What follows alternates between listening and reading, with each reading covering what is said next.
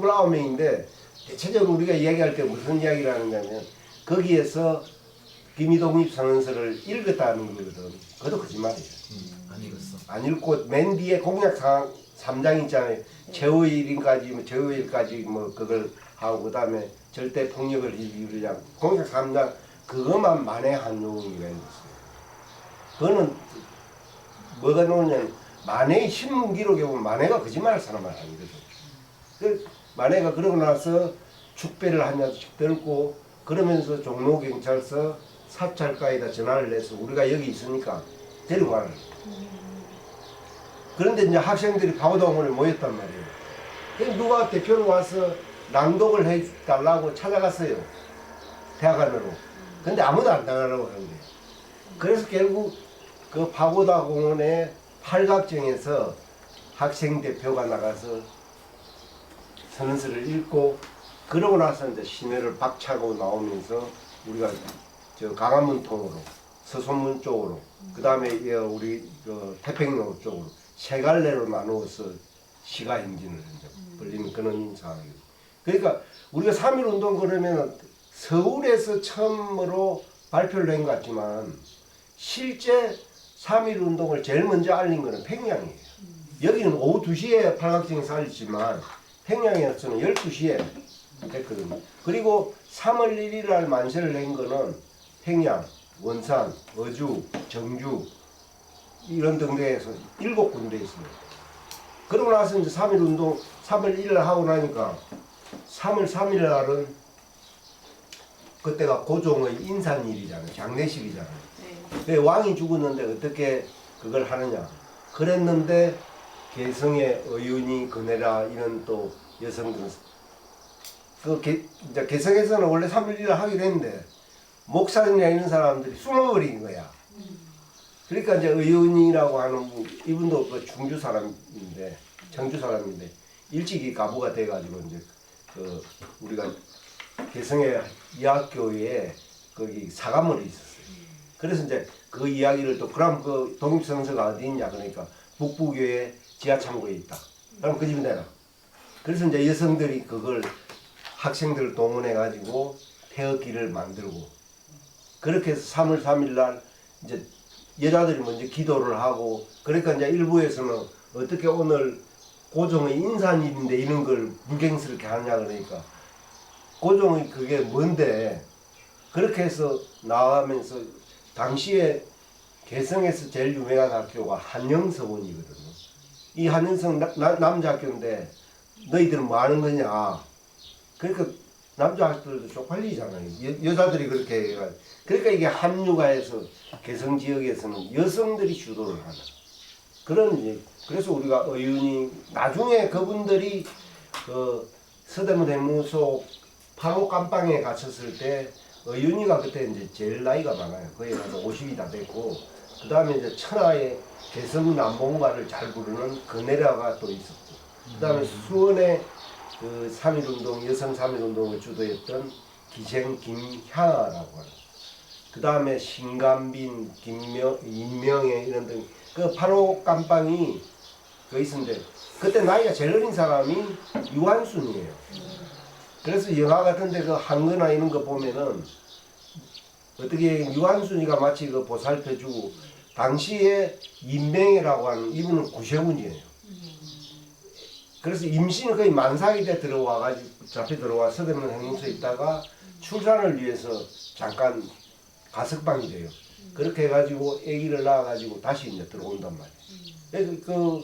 그때 그 열악 얼마나 열악한 조건이. 근데 이제 그걸 뭐 유관순이가 그 옛날 기지개 요즘 일회용이 아니잖아요. 맨 그걸 해서 그걸 뭐 유관순이가 빨아서 지가 뭐 품속에 가지고 그걸 데워서 해줬다 그러는데 유관순이가 먹기를 정말 잘 먹는 거예요. 그때 뭐 19살이니까. 그래서 오히려 의윤이 여사나 그네라 이런 사람들이 거기 한 분은 신감빈이라고 그분은 맹인이에요. 전도사인데 이런 사람들이 절식 기도를 하고 그러면서 그 유관순의 허기진대를 다 달래주는 거예요. 그런데 이걸 마치 유관순이 그런데 상식으로 의윤이 여사나 이런 분들은 어머니 뻘이란 말이에요. 그리고 이분은 결혼한 지 3일 만에 남편이 죽었거든. 그런 그 고초를 겪고 했으니까 기독교에 대한 신앙심이라고 하는 거는 그러니까 절식 기도가 가능한 거예요. 젊은 애들은 아무리 신앙심이 깊다 그래도 배가 고픈데 되면 안 되지. 그래서 전에 제가 유관순이 그렇게 밥을 잘 먹었어요? 엄청나게 먹었대. 그럼 왜 밥을 먹어? 아니 배가 고프니까. 그래서 이제 영화 만든 감독한테 제가 그 얘기했어요. 누구한테 자꾸 했단 말이야. 그 엉터리 같은 만들어 놔니까 그 별로 인기도 못 그랬잖아요. 유관순 중국 그 3.1운동 100주년 대회가 그 히트 치려고 한 건데 그래서 제가 그랬어요. 그렇게 엉터리를 만들어 놔놓고 사람들이 보면 야 상식적으로 보자. 그게 말이 되느냐 말이야. 이제 그런 것처럼 너무 이게 미화가 돼버려요. 이제 이런 것들이 좀 저는 독립운동가 똑같은 사람이에요. 그 사람들이 단지 우리보다는 뜻이 올곧아 가지고 초지일관 그 뜻을 밀고 나갔다는 거지.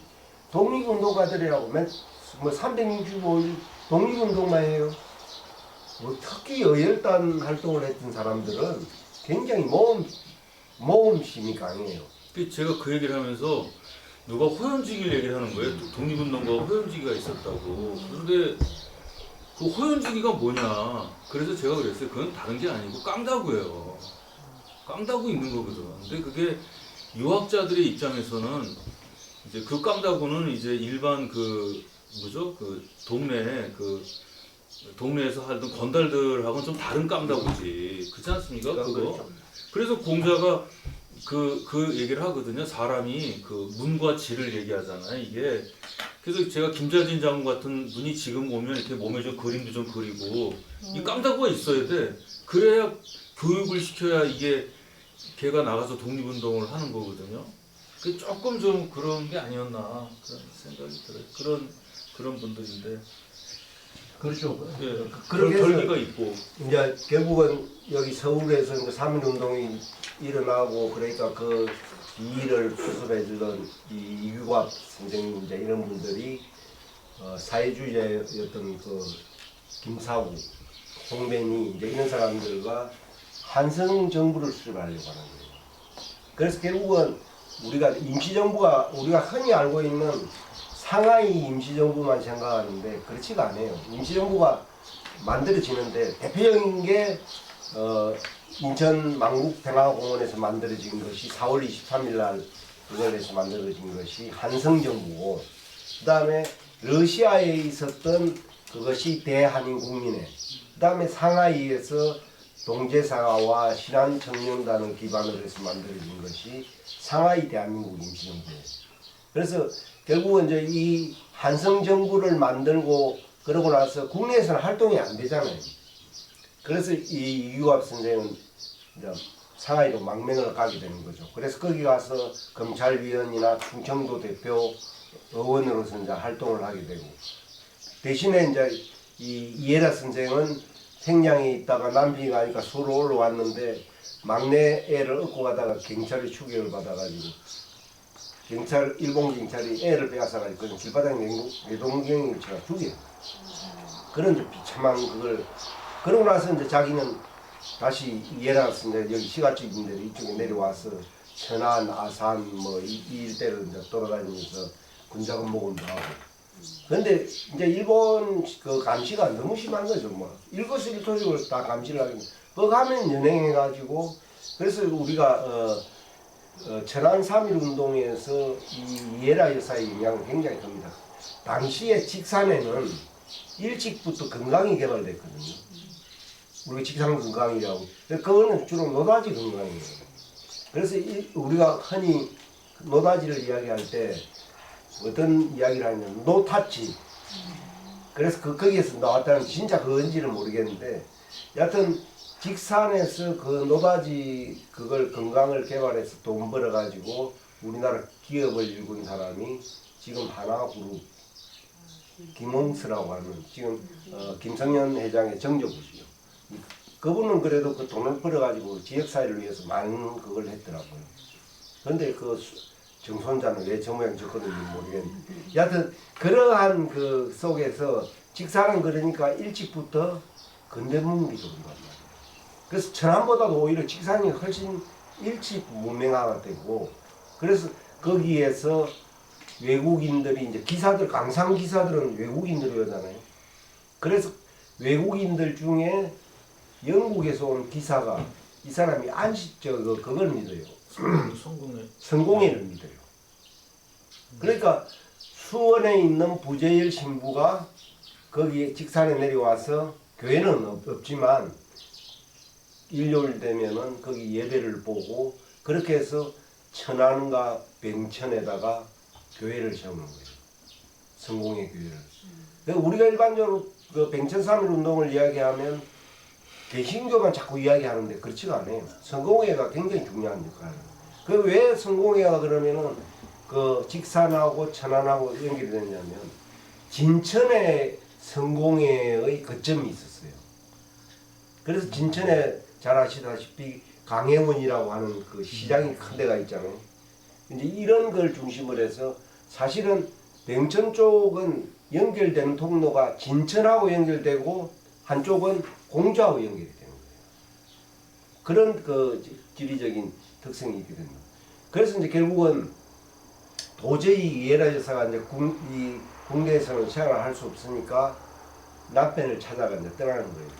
그렇게 해서 배를 타고 원산항을 거쳐서 블라디보스토크를 가려고 하는데 원산항에 내리니까 벌써 지명 수배가 되어 있는 거죠. 그러니까 제가 흔히 이야기하는데 일제시대는 어떻게 보면 창살 없는 감옥이에요. 보이지 않는 거미줄로 다 되어 있는 거예요. 근데 다행히 거기에 조카가 의사로 있었어요. 원산에.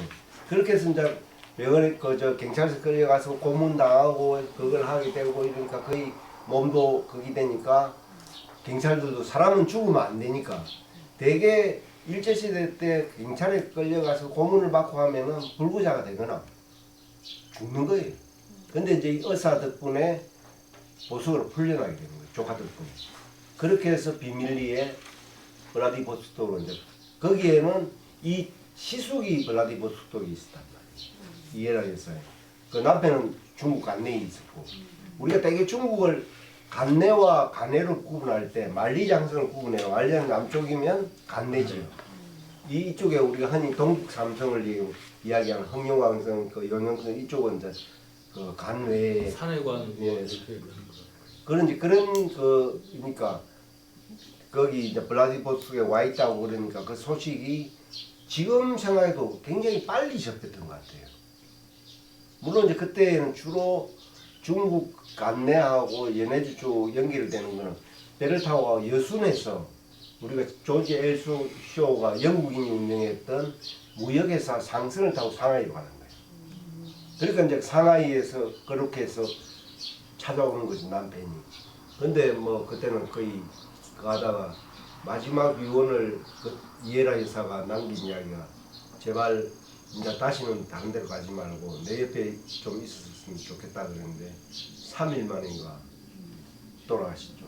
그럼 뭐 그 정말 젊었을 때 거의 뭐 20대 중반도 안 되는 나이에 그렇게 해서 이제 그 되고 그 이규갑 선생은 자기가 전도사도 하고 그래 나니까 그 지원을 받아가 이제 할빈에서 연해주에서 주로 이제 그 선교 활동을 그렇게 이제 하는데 거기에도 우리가 연해주나 그 중국 그 동북 지역에서 활동을 할 때에도 이게 국제 정세에 따라서 한인들의 활동이 굉장히 제한을 많이 받아요.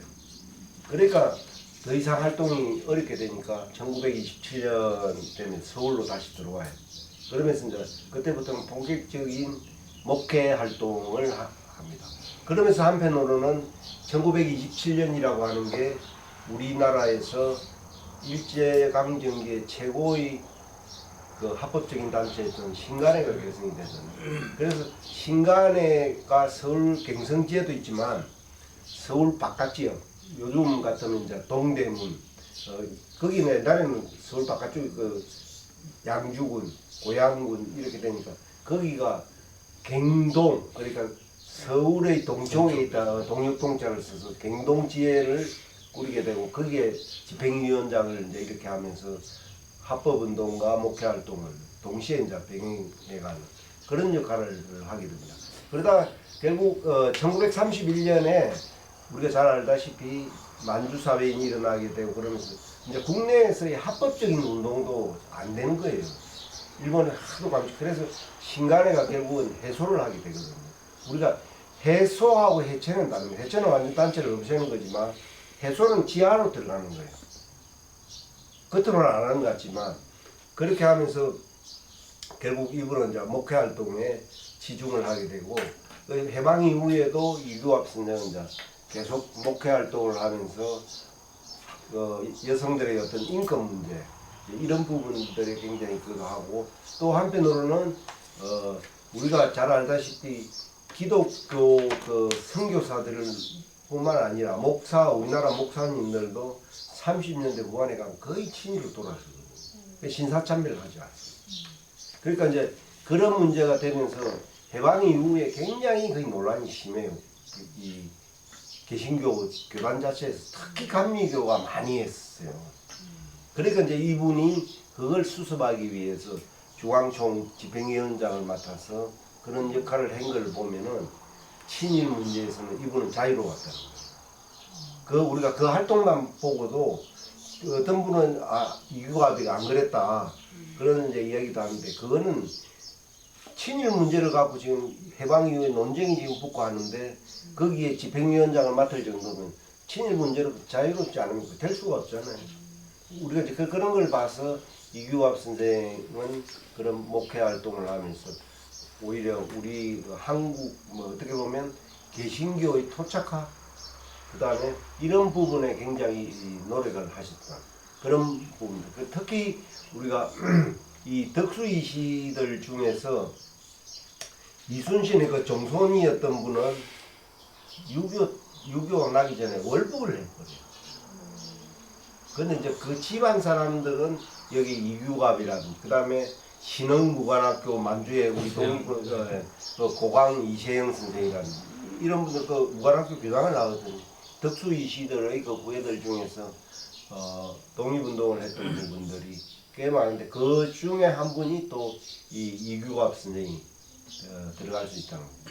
그래서 저는 전체적으로 봤을 때 결국 이분들은 교육자였지만 교육에서 여건 신장 문제라든지 여성의 지위 향상을 위해서 노력하는 한편으로는 또 민족운동을 배경해가고 특히 아까 제가 이야기했지만 이에라 여사 같은 경우 그 자기가 얻고 있던 피부치 같은 애를 빼앗겨가지고 그 땅에 그 일본 군사가 냉동병이 쳐서 그 죽는 그 참혹한 광경을 봤을 때 얼마나 그 가슴 쓰리고 했겠어요. 보통 여자 같으면은 아마 그 트라우마를 못 견디는 했을 거예요. 그런데 그때 같이 딸던 사람이 유덕신이라고 하는 여성 신자가 있었는데 이분이 그 어린애 시신을 해가지고 지금의 아엔동에 지금은 이제 뭐 완전히 그 아파트 수준으로 다 변했습니다. 거기가 옛날에 공동묘지가 있었어요. 거기다 묻어줬다는 겁니다. 지금은 많이 달라졌는데 과거에 서울도 재밌게 보려고 그러면 이태원이 공동묘지가 있었거든요. 그래서 유관순이 죽었을 때 처음으로 그 정동에서 그 수레에 그 해가지고 우대가 묻히던 곳이 이태원 공동묘지였어요. 근데 그게 1930년대 거기가 비행장이 들었습니다. 이제 공동묘지가 없어지게 되니까 그 공동묘지에 있던 시신들을 신고를 하면은 이제 그 시신을 수습해서 망우리 그 묘지에다 그 공동묘지로 옮겨주는데 유관수는 뭐 시신을 누가 수습할 사람이 없었잖아요. 오빠가 유유석인데 이 유유석이가 제가 지난번에 이야기했지만 감옥도 감옥이지만은 이 양반은 아나키스트예요. 그렇게 영원히 자유로운 사람이에요. 그래서 그 유관순 그 실질적으로 유관순을 지키고 했던 거는 옳게 했어요. 유유석 씨 부인이었던 조하백 여사가 이 시동생도 데려가지고 다 그에서 나중에 결혼까지 다 시키죠. 나중에 해방 이후에는 유유석 그 남편은 뻐가모 경찰서에 걸려가 해방 이후에도 그랬어요. 그 진짜 영원히 자유스러운 사람들. 그러니까 그 뒷바라지를 다 했던 거예요. 그래서 평생 그 조합의 의사가 그 당시 최고의 그 의학교를 놓은 엘리트였고 있지만 말년까지 굉장히 비참한 생활. 그 뒷바라지 한다고. 그런 그 과정을 보게 되면 우리가 저는 그래서 이 철안에서 우리가 그 독립운동 뭐 이야기하면 자꾸 유한수만 내세우거든요. 저는 물론 유한수를 선양할 필요는 분명히 있는데 그렇지 않고 그 집안을 실제 지키고 이끌어 나왔던 조합의 같은 여사가 아니면 그 사촌 올케였던 그 노 마리아 이런 그 유한수가에도 그 독립유공자를 구상받은 사람이 11명이나 되거든요. 그래서 저는 공동으로 좀 아버지 엄마 제일 근데 아버지 엄마 유중건이나 이소재 여사에 대해서 이야기하면 잘 몰라요. 유한순 아버지 엄마 삼촌 유중문도 그렇고 오빠 유유석이도 그렇고 이제 그런 것들이 결국은 저는 이 공주 지역이라고 하는 이곳에서 이런 아산 물론 그랬지만 이에라 여사 같은 경우에도 원래 고향은 서울이에요. 서울인데 이제 의학점을 졸업하고 여기 와서 영명의학교 교사를 하게 되면서 충청도와 인연을 맺게 되고 결국 이규갑수냐 그 같이 부부의 인연이 맺다 보니까 부부가 교육가에서 독립운동가 더 나아가서는 어떤 여성의 어떤 인권 진장이나 이런 문제를 했고 그래서 그 지금도 아직까지 규명이 잘 안 되고 있는데 그 직산의 강맹의학교 교사로도 있었거든요. 이게 이제 누가 설립했고 그런데 어떤 분들은 그걸 임영신 옛날에 초대 우리 상무부 장관을 했던 성당 임영신이가 만들었다고 하는데 그건 안 맞아요 시기적으로. 그래서 성당 같은 경우에도 제가 중앙대학을 넣어서 잘 알거든요. 성당이 그래서 한때는 성당을 임영신을 갖다 중앙대학교 설립자로 막 이렇게 했어요. 그래서 제가 말도 안 되는 소리 하지만 중앙대학교가 유치원부터 시작하면 1916년에 중앙유치원부터 출발을 하는데 이때 그 유치원을 설립했다는 사람은 3.1 운동에 학생증을 끌어들였던 박희도. 박희도. 네, 박희도 나중에 친일에서 문제인데 박희도가 학생증을 다 끌어들인 거거든요. 총대장 역할을 했는 사람이 박희도예요.